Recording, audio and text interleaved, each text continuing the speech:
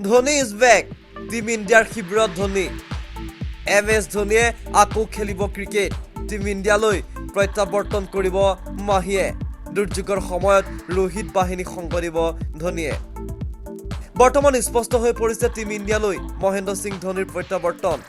অৱসৰ গ্ৰহণ কৰিলেও বিপদৰ সময়ত ভাৰতীয় দলক সহায় কৰিবলৈ ধোনী সন্মত হৈছে অষ্ট্ৰেলিয়াৰ বিৰুদ্ধে শোচনীয় পৰাজয়ৰ পিছত দলৰ উত্থানৰ বাবে ধোনীৰ সহায় বিচাৰিছিল নিৰ্বাচকে গতিকে দ্বিতীয় ইনিংছ আৰম্ভ কৰিবলৈ ধোনী সাজু হৈছে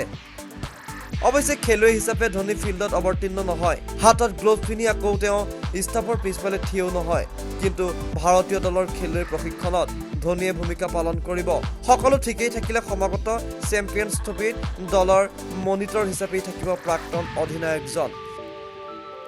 টিম ইণ্ডিয়াৰ সবাতোকৈ সফল অধিনায়কজনক বিপদৰ সময়ত যোগাযোগ কৰিছে মুখ্য নিৰ্বাচক অজিত আগৰকাৰে তেওঁ অনুৰোধ স্বীকাৰ কৰিয়ে দ্বিতীয় ইনিংছ আৰম্ভ কৰিবলৈ ধোনী সাজু হৈছে তেওঁ বৰ্তমান চলাই আছে IPLৰ প্ৰস্তুতি চেন্নাইৰ হৈ খেলিবলৈ এতিয়াৰ পৰা নেট প্ৰেক্টিছ আৰম্ভ কৰিছে ধোনীয়ে কিন্তু তাৰ মাজতে কনিষ্ঠ খেলুৱৈৰ প্ৰশিক্ষণ প্ৰদান কৰিবলৈ মাহি সাজু হৈছে সকলো ঠিকে থাকিলে গতিকে ধোনীক দেখা যাব টিম ইণ্ডিয়াৰ মনিটৰ দায়িত্ব গৌতম গম্ভীৰৰ সহযোগী হিচাপে তেওঁ পালন কৰিব দায়িত্ব